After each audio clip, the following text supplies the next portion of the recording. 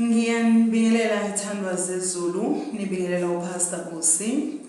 Namhlanje ithandwa zezulu bengingathanda ukuthi sixoxisane ngendaba yothando. You know, every marriage, it is built out of love.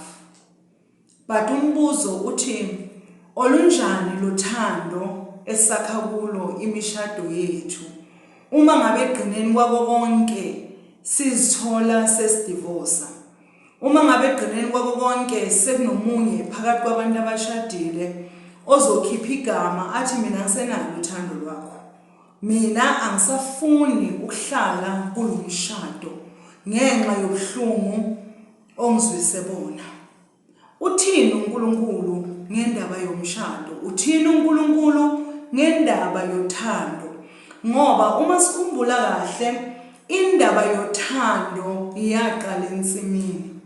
Indaba yomshado iyaqala ensimini. uNkulunkulu wabona isidingo sokuthi kuze kube khona umlingani okaAdamu. Kodwa namhlanje sizithola seziningi izinto ezenzeka othandweni. Sizithola futhi seziningi izinto ezenzeka emshadweni. Okuzwisa ubuhlungu kakhulu ukuthi umshado waqalwa uNkulunkulu. Kodwa ngendlela imishado ibhidlika ngakhona, that's when you realize ukuthi umshado awusaconductwa ngama principles kaNkulunkulu. Kodwa sekunama principles aseceleni aconducta umshado. So namhlanje ngifisa ukuthi sixoxisane ngendaba yothando. Ukuthi kahle kahle uma sikhuluma ngothando sikhuluma ngani? Uma sifunda izwi lenkosi ku1 John 4 verse 8. Lithi izwi lenkosi, uNkulunkulu uluthando.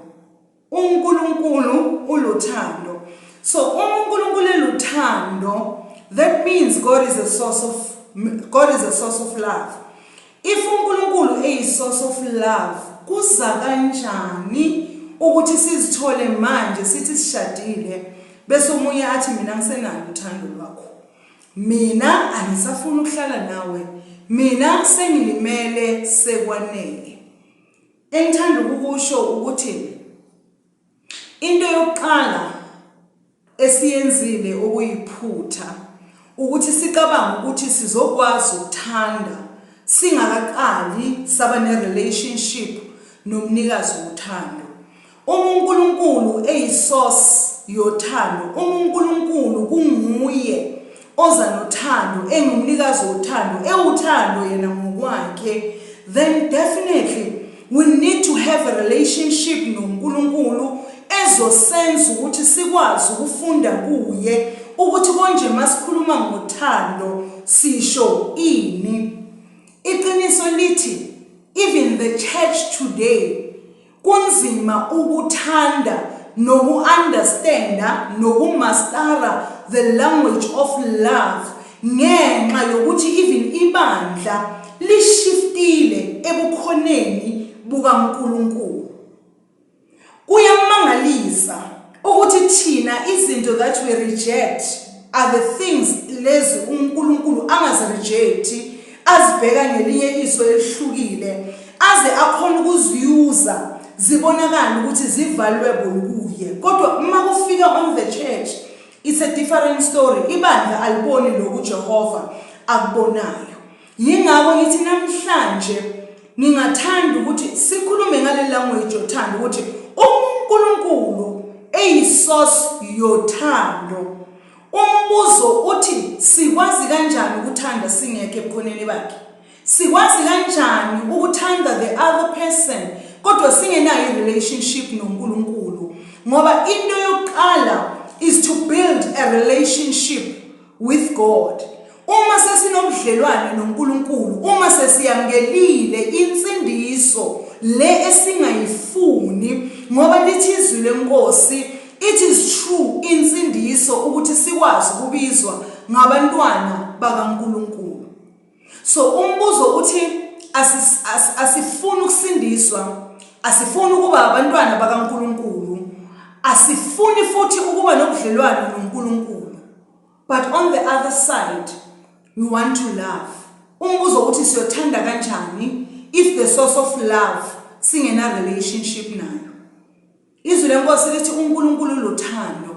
Uthando likhiqizwa uNkulunkulu, and uNkulunkulu kuphela oyokwazi ukufundisa the right way yokuthanda. Uthando akusiko lokushoyo. Koduthando, it's more of what you can do than what you can say. Ngoba kulula ukuyikhuluma into kodwa kunzima ukuyenza. Athamangisi mawakhuluma, action speaks louder than words. Okuyinto ehambe ibe ingqinambe enkulu emshadweni yethu. Ngoba kulula ukutshela umuntu ukuthi uyamthanda, kodwa mase kufika ku-action kaningi uthola ukuthi ukwenza komuntu kuphambene nokukhuluma kwakhe.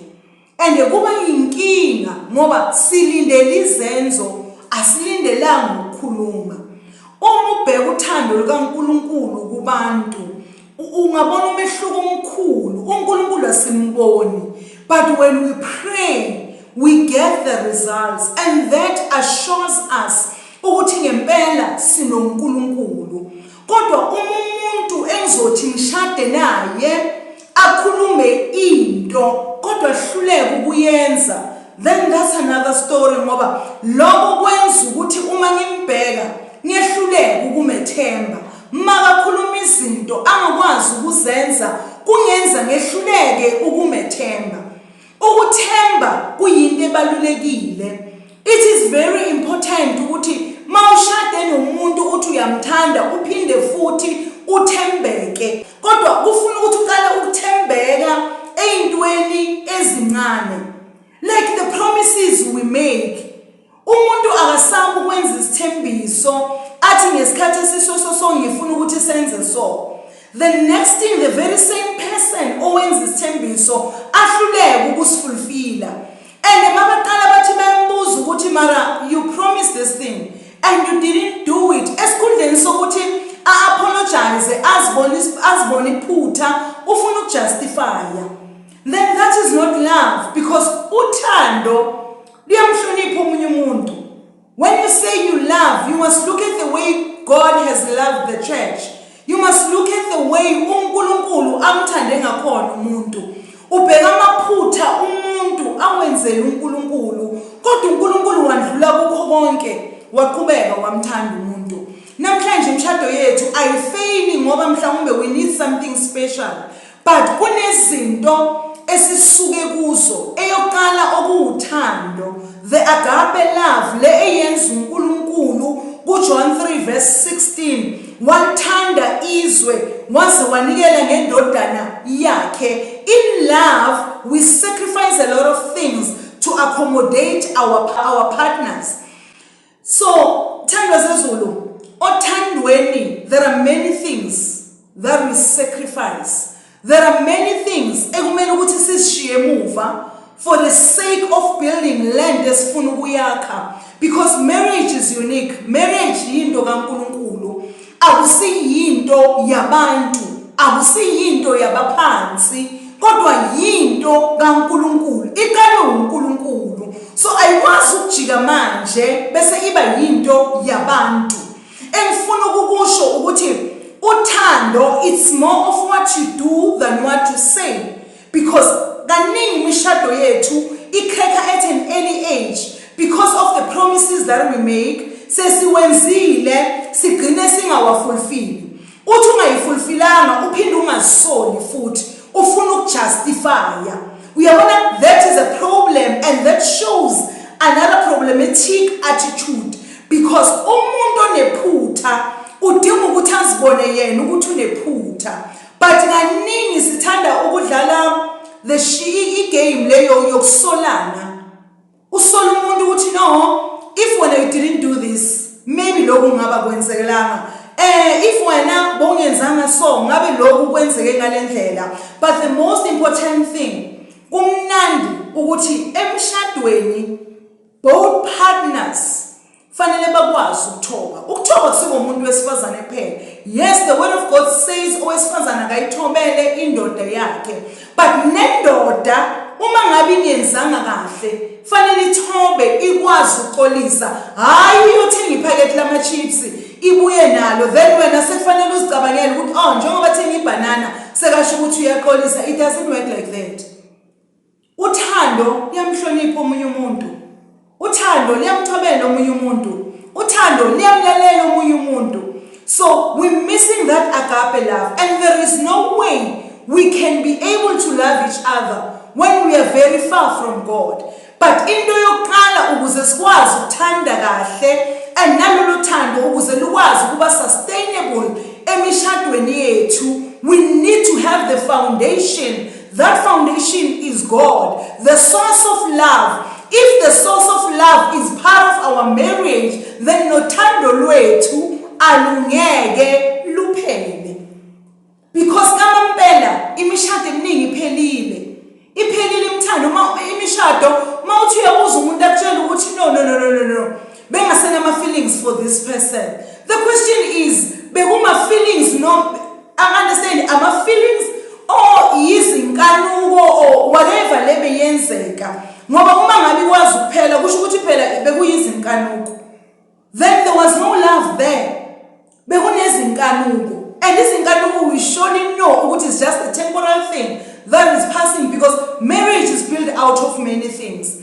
But love and trust should be the beginning of everything. And if God is the source of love, how is a man able ukuthi akwazi athanda unkosikazi uma yena engazani noNkulunkulu? Uyomthanda kanjani unkosikazi wakho uma zange ufunde kubaba wothando ukuthi umuntu wesifazane uthanda kanjani?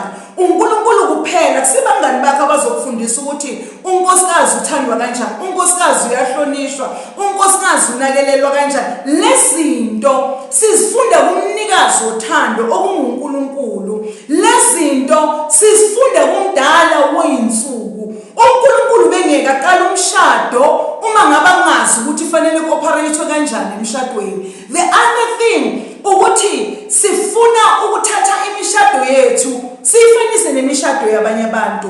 Umshado is a different thing. Umshado wakho nowami angeke nangelinye ilanga uvuka ufanile. So angeke ngikwazi ukopa izinto zakho ukuze ngisustain umshado wami. But owami umshado udinga ukuthi inxiyo kuNkulunkulu ukuze uhlale unokuthula unenjabulo. Nawo wakho umshado unique ngendlela ongayo. So umshado ukuze uphumelele udinga ukuthi sihlale kule source yothando enguNkulunkulu. Uma uNkulunkulu eshift emshadweni, yazi ukuthi nomshado wakho usenkingeni. Awazi ukushift uNkulunkulu, ungashifta zonke izinto emshadweni, but for your love to be sustainable, then you need God. And critically important kumuntu wesilisa okunguye ophumayo ayofuna lo bamba lahlekelwe yilo, ukuthi understand the meaning of love, and the only way to understand that kungukuthi umuntu wesilisa hlale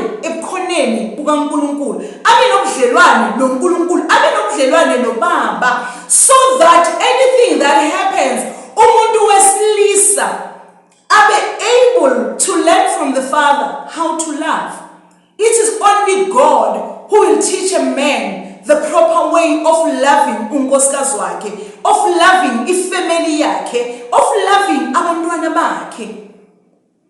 Namhlanje as a Christian family, we have failed God ngemishado yethu. Amaphutha esiwenzile, amahlazo esiwavezile, samveza uNkulunkulu eyisehluleki, enguNkulunkulu ongakwazi ukwenza. Asenzanga kahle ngemishado yethu. Eminye imishado we force people ukuthi bangene emshadweni nabantu engasibo. Sashiya ama principles kaNkulunkulu. Sebangenile emshadweni, there are things esambe sabambelela kuzo, sangakhuza noma ngabe sesibona ukuthi lokho akuseseyiko. Manje namhlanje ithando zezulu engifuna ukukusho ukuthi umndeni wona siyawakha, nothing is impossible. Umshado wakho can still work. Lisesekhona ithuba to turn around things in your marriage. Don't give up on your marriage yet. Noma ngabe as a man you feel ukuthi sengilulazeke kakhulu, you can still be able to love your wife. Make a turn around and go back to God. Remember, the first time you saw your wife, sihlala sithi uNkulunkulu ongikhombela unkosikazi. Uma sekubheda, why don't you go back to God and say, God, love is gone, everything is gone, and all that I need from you ukuthi inkosi ngisize to find those things back. What went wrong? But no, we turn to people, and people mislead us. Abantu, they always mislead us. Uzithole so ulahlekelwe nayinto beyi-precious empilweni yakho. Sithanda zezulu. Know that God is love. And when God is love, God is the source of love. And if God is the source of love, there is no way you can be able to love the person next to you unless you have a relationship with God. And not only a relationship yokuthi uphenduke, but a relationship ezokwenza ukuthi ube nobudlelwane that is healthy with God. An intimate relationship with God. When you have an intimate relationship with God, then believe me, your marriage will also work. There is no way umshado wakho ungeke usebenze uhlele ebukhoneni bukaNkulunkulu. I know a lot of couples are going through a lot of things, but it is not over until the Lord says it is over. Don't give up yet. Ungalahlekelwa ithemba, ungaphelelwa ithemba. There is still hope. Likhona ithemba. I hope you're going to find that courage to make your marriage work. 1 Corinthians 13, ikhuluma ngothando. 13 verse 16. I love it, mighty. Uthando lubekezelela izinto zonke. Uthando lukholelwa ezintweni zonke. Uthando lithemba izinto zonke. Uthando lukhuthazela ezintweni zonke. You can just imagine on all of those things. So, thando zezulu, no matter how difficult it is love that can sustain things. But we need to understand the agape love that can sustain your marriage. I've heard people saying words like, love is not enough. But love is enough, and love never ends. Lisho njalo izulu nkosi ukuthi uthando alipheli. Kuyophela izilimi, kuyophela iziprofetho, kodwa uthando alipheli. Uma uthando lwakho lukwazi ukuphela, then there's a problem. Engithanda ukusho ukuthi uNkulunkulu engakasho ukuthi kuphelile, ungasho ukuthi kuphelile. Ungalahli ithemba manje. Lisekhona ithuba lokuthi ungajika izinto and turn them into your direction. And turn them into the right direction. La uNkulunkulu angakusiza khona. Ungalahli ithemba. If we quit, if we give up on our marriages, we are not only shaming the kingdom. We are not only shaming the kingdom. But nje sihlekisa uNkulunkulu ngezwe. We are simply saying, God, lento iqalile isebenzi. Lento iqalile ayikho. But how can we say that?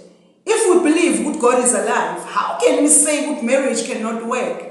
No, it is not true. So, God is love. For your marriage, ukuthi uqine, ukuthi ume, ukuthi ukwazi ukuqhubekela phambili, you need God to be part of it throughout your journey with your partner. Till next time, Pastor Biwa Gahlajoyo. Family, please subscribe to my YouTube channel. And also hit that button so that every time I post a video, you can get a notification. Thank you.